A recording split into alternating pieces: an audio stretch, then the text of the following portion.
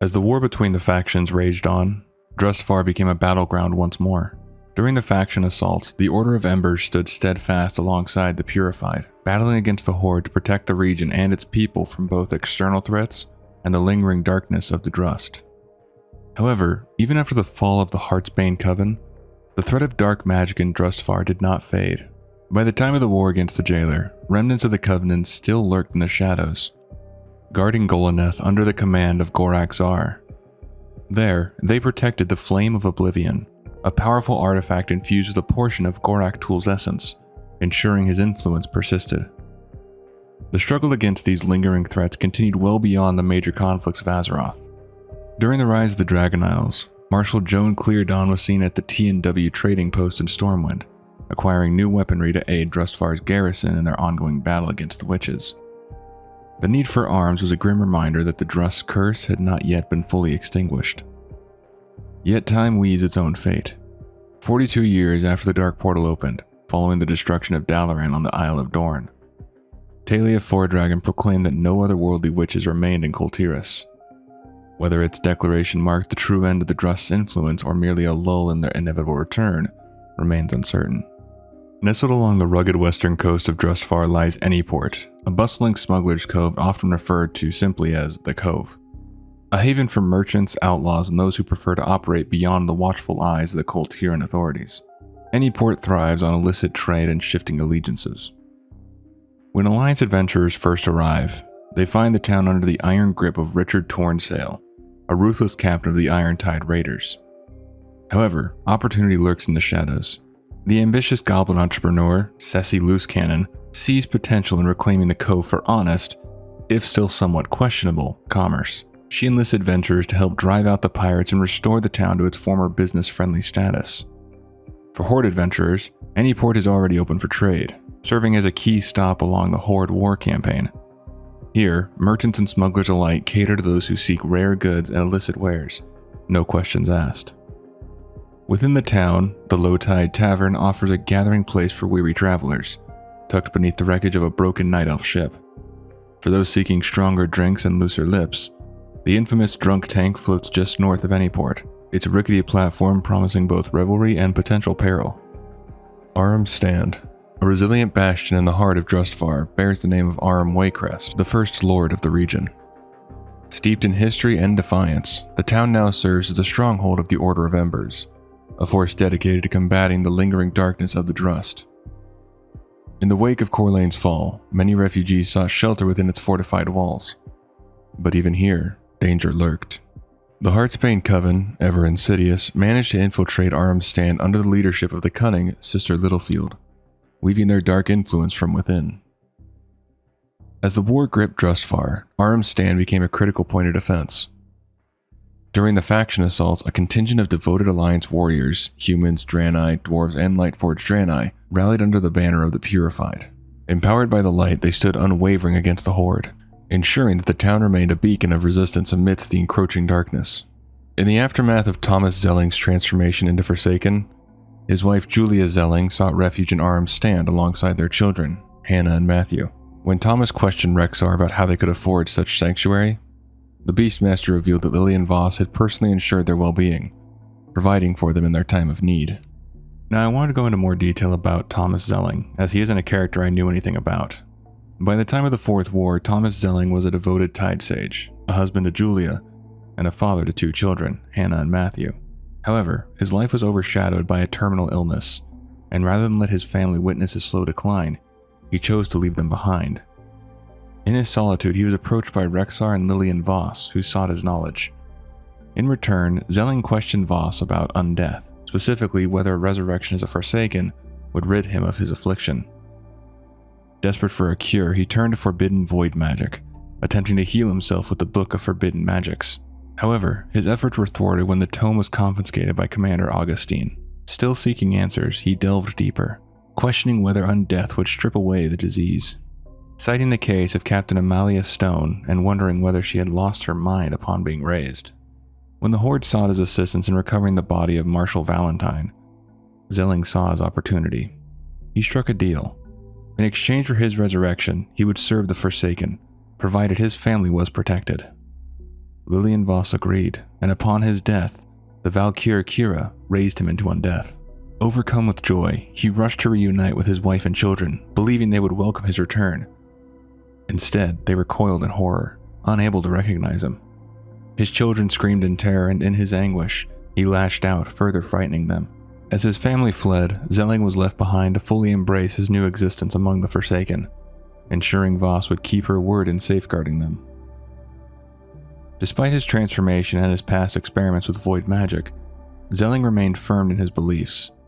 He viewed the Tide Sages who had aligned themselves with N'Zoth and Queen Azshara as lost, having forsaken their sacred path to serve forces they could not comprehend, bringing harm to Kul Tiras and dishonor to their order.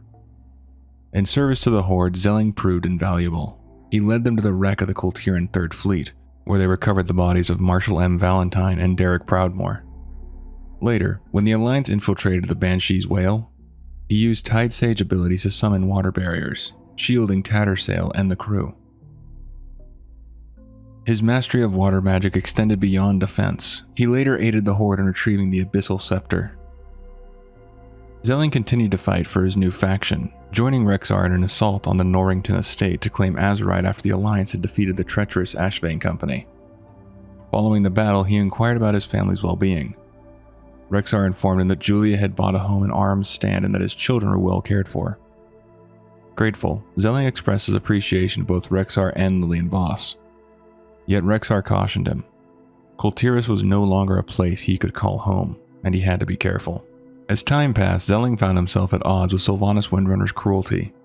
He was appalled by the forced undeath and conditioning of Derek Proudmoore and secretly aided Bane Bloodhoof in smuggling the young Proudmoore back to his sister Jaina. But Sylvanas soon uncovered the betrayal. To make an example of him, she ordered his public execution before the gathered Horde leadership, a grim warning that disloyalty would not be tolerated. In his final moments, Zeling met his end with quiet dignity. Lillian Voss vowed to continue looking after his family, and should they ever ask what had become of him, she would tell him he had died a hero. Thousands of years ago, House Waycrest secured its dominion over Drustvar by vanquishing the Drust, ensuring the safety of all Kul Tiras. From that moment, they ruled as the region's lords, presiding from the grand halls of Waycrest Manor, nestled in the heart of Corlain. Due to its site and proximity to the manor, Corlain flourished as Drustvar's cultural and military hub. Yet it would also be the first to fall when darkness crept into the land once more. Unknown to the people, the Heartsbane Coven of Witches had taken root in Corlain, founded and secretly led by Lady Waycrest herself. Over weeks, she bent the city's guards to her will and lured many citizens into her growing coven. Those who resisted remained troubled but oblivious to the true horror lurking in their midst, until it was too late. When Lady Waycrest finally moved against the city, the Heartsbane swiftly seized control, enslaving or slaughtering the populace. Survivors fled to Armstand, while the unfortunate ones who remained became slaves to the witch's sinister magic. As the Coven's influence spread, Corlain became its dark heart, while Lady Waycrest, known among her followers as the Mother, secluded herself within Waycrest Manor. The witches consolidated power in the city, training new recruits and deepening their hold on Drustvar. Many of Corlain's defenders fell to the Coven's corruption, and though some were enthralled against their will, a brigade of halberdiers under Captain Godspeed willingly pledged themselves to the Heartsbane. But hope was not lost. The newly reformed Order of Embers, led by Lady Lucille Waycrest, arrived at Corlain's outskirts, determined to reclaim the city and end Lady Waycrest's reign. Establishing a foothold at Watchman's Rise, the Inquisitors launched their assault. The once loyal city guards, now mindless servants of the Coven, were beyond salvation and had to be put down alongside their wicked masters. In Lower Corlain, the Inquisitors cut through the Coven's lieutenants and broke their grip over the enslaved townsfolk, freeing those who could still be saved. A powerful barrier blocked passage to Upper Corlain and Waycrest Manor, a final line of defense against the Order. However, with silver harvested from the Bleak Hills mine, the Inquisitors fashioned explosives to shatter the gate. Pushing into the heart of the city, they waged a brutal battle against the Coven's strongest forces, cutting down the matrons who had orchestrated Corlain's downfall. Their path cleared, the Inquisitors stormed Waycrest Manor, where Lucille confronted her mother. That's far enough.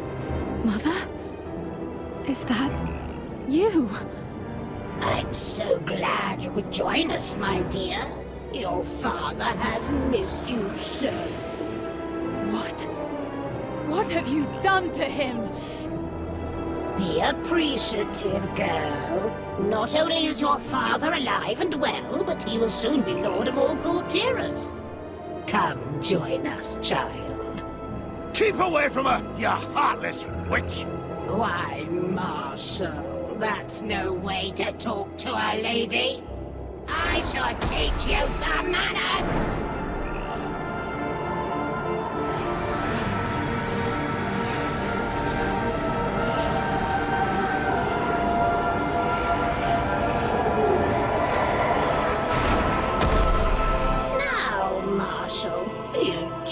And bring Lucille to my quarters, after you dispose of these pests.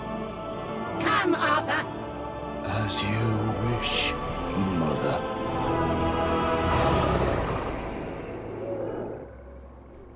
Lady Waycrest, though powerful, was forced to retreat into the depths of the manor, pursued by the relentless inquisitors. In the darkness of the estate's cellar, they finally struck her down, delivering a decisive blow that shattered the Coven's grip over Drustvar. By the time of Yggdrasil's blooming, Corlain had been reclaimed. Though traces of death magic lingered in the air, the town had begun to flourish once more, its people no longer living in fear. Waycrest Manor, once a place of terror, was reopened under the guidance of Lucille Waycrest.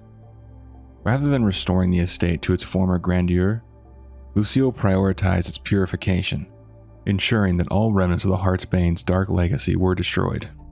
The aviary, once the pride of Corlain and twisted by the Coven's influence, was restored to its former glory. Freed from the dark magic, it became home to a new generation of fine falcons, a symbol of the town's rebirth and resilience. Fallhaven was once a simple and unassuming village, known for its fertile fields and thriving pig farms. Under the leadership of Mayor White, life in the village was peaceful, untouched by the larger conflicts that plagued Kul Tiras. That tranquility shattered with the arrival of Helena Gentle, a mysterious figure whose dark magic cursed the land. In an act of twisted sorcery, she froze the village in time, alive yet unyielding, trapped in an unnatural stasis. As communication with Fallhaven abruptly ceased, the Kul Tirans grew concerned and dispatched an Alliance adventurer to investigate. Upon arrival, the adventurer found the entire village eerily frozen, its people trapped in a moment in time, their lives stolen by Helena's magic. Determined to break the curse, the adventurer tracked down Helena Gentle, confronting her in a battle that ended with her demise. With her dark presence extinguished, the adventurer used the residual magic to destroy the towering effigy at the village's heart, unraveling the spell and setting the villagers free. In the wake of the ordeal, life in Fallhaven gradually returned to normal. By the time of Yggdrasil's blooming, the town had not only recovered, but had flourished. Merchants bustled through the streets, trade thrived, and a newly opened ceramics kiln became a symbol of the town's resilience. Yet despite the renewed prosperity, a lingering unease remained. Some villagers still whispered of the day their lives were stolen, wary that darkness might yet return to their doorstep. The Crimson Forest, also known as the Crimsonwood, lies shrouded in an eerie red canopy in the western reaches of Drustvar, just north of Falconhurst. Once a place of natural beauty, it became a cursed domain, infested with witches and their nightmarish constructs. The Heartsbane Coven twisted the land to suit their dark purpose, abducting villagers from Falconhurst, dragging them into the forest depths where a dreadful ritual was underway. Within the ruins of an ancient Drust site, the Coven sought to tear open the veil and summon their master from the abyssal realm of Thros. The remnants of the Drust civilization still lingered in the forest, their ruins holding dark secrets and arcane power. With the right ritual, one could use these ruins to traverse into Thros itself, stepping into the nightmarish domain where the Drust spirits roamed, forever bound by their unholy pacts. By the time of Yggdrasil's blooming, the Crimson Forest had begun to heal. The Heartsbane Coven was no more, their grasp on the land broken. Yet the scars of their presence remained. While the forest was considered safe compared to its haunted past, the local farmers and travelers still avoided venturing too deep, wary of the echoes of lingering magic. The ancient Drust ruins, once pulsing with malevolent energy, were largely reduced to rubble, and the hollow tree that had once served as a gateway to the blighted lands was burned to ash. ensuring that whatever horrors lurked beyond would remain forever sealed. An ancient Drust ruin named Gol'Balar lies on the western slopes of Mount Cortis in Drustvar, just south of Armstand. This forsaken battlefield remains locked in an eternal struggle, where the special remnants of Kul Tiras soldiers clash against undead Drust warriors and their formidable runic constructs. It was here in the twilight of the Drust's reign that Gorak Tul's greatest champions made their final stand against the forces of House Waycrest, a battle that sealed the fate of their people. The ruins are adorned with towering carved stones, their weathered surfaces depicting tales of conquest and bloodshed. They chronicle the Drust's brutal victories over Kul Tiran settlements, as well as legendary duels between their leader Gorak Tul and the indomitable House Waycrest. These silent markers stand as grim testament to an age of conflict, their inscriptions whispering forgotten stories to those who dare to tread upon this haunted ground. On the eastern coast of Drustvar, a towering gnarled tree that has cast its shadow over the land for some time marks Hangman's Point. The site has long been a place of judgment, but not all who stood trial here were guilty. One of its most infamous trials was that of Lady Lucille Waycrest, who was accused of witchcraft by Constable Henry Framer and blamed for the curse that had befallen Fletcher's Hollow. As the noose loomed, an adventurer and Marshal Everett Reed intervened, determined to prove her innocence. The adventurer subjected Lucille to a series of tests, each proving she was not one of the Heartsbane witches. Yet Framer remained unconvinced, demanding an explanation for the dark affliction plaguing Fletcher's Hollow. Determined to uncover the truth, the adventurer and their allies investigated the town, soon discovering that the true culprits were the Heartsbane Coven. Armed with a letter from Mayor Evelyn Pear, they returned to Hangman's Point and presented the evidence to Framer, who begrudgingly released Lucille into the Marshal's custody. However, before they could leave, the Coven struck, launching a surprise attack on the group. After a fierce battle, the adventurer and their allies repelled the ambush, securing Lucille's safety. With the trial behind them, but the greater battle ahead, they set forth toward Armstand, determined to end the Coven's reign of terror once and for all. Mount Cortis. The towering giant of southern Drustvar stands as the highest peak in all of Kul Tiras, its summit piercing the sky at an unmatched elevation. Though treacherous and steep, the mountain can be scaled by those with the right skills, or sheer determination. Near the summit, partially buried beneath the snow and stone, lies the remnants of a lone traveler. The bones, unmistakably those of a demon hunter, suggest a grim fate, though the circumstances of their demise remain shrouded in mystery. Higher still, at the very pinnacle of Mount Cortis, a small pile of debris rests among the windswept rocks. Nestled within the rubble, a simple yet mysterious sign bears a single word: First. Once a grand estate befitting Drustvar's ruling family, Waycrest Manor now stands as a foreboding monument to a mystery steeped in darkness. The halls that once echoed with the laughter of nobility have fallen silent, save for the hushed whispers of terrified townsfolk. Lord and Lady Waycrest inexplicably sealed themselves within its walls, and since that day, rumors of unspeakable horrors have spread like wildfire. Stories abound of eerie rituals performed in the dead of night, of townspeople vanishing without a trace, and of blood-curdling screams piercing the still air.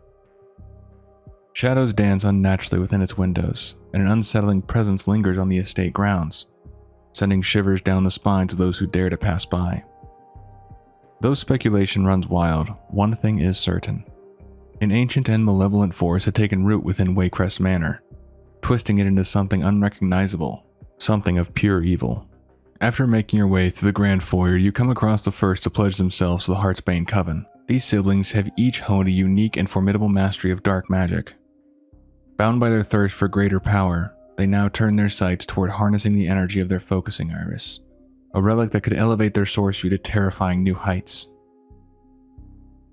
Making your way further into the manor, you come across the soul-bound Goliath, which is a towering abomination, a nightmarish fusion of the tortured souls of the Kul Tirans it has consumed. Their anguished wails echo from deep within its form, an unending lament for those unfortunate enough to have fallen to its insatiable hunger. Bound by dark sorcery, the monstrosity roams in relentless pursuit, a relentless nightmare for the foolish souls who dare cross its path. The next boss you encounter is Rawl the Gluttonous, who was once the esteemed chef of the Waycrest household, known for his lavish feasts and culinary mastery. But now his once pristine kitchen is transformed into a grotesque chamber of horrors. Twisted by dark magic and an insatiable hunger, he prepares unspeakable dishes, serving portions of his own cursed flesh to the damned souls that haunt the halls of Waycrest Manor, ensuring that the feast never ends. Lady Waycrest desperately sought salvation in any power that would heed her call. It was Gorak Tul who answered, whispering promises of eternal unity, a bond that even death could not sever. But such a gift came at a terrible cost. 2,000 years ago, Gorak Tul and his ruthless Drust warriors waged war against the ancient defenders of Kul Tiras. In a final desperate battle, the Drust were vanquished, and Gorak Tul was cast into the Blighted Lands, imprisoned beyond the mortal realm. But his exile was not the end, only a pause. For centuries he lingered in the shadows, his hatred festering, his whispers reaching out to those who would listen. Now his influence has seeped back into Drustvar, corrupting its very heart.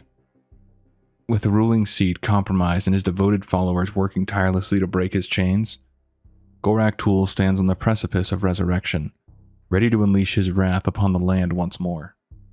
And that's going to do it for this one. Hopefully you did enjoy. Do take care of yourself, and thanks for tuning in.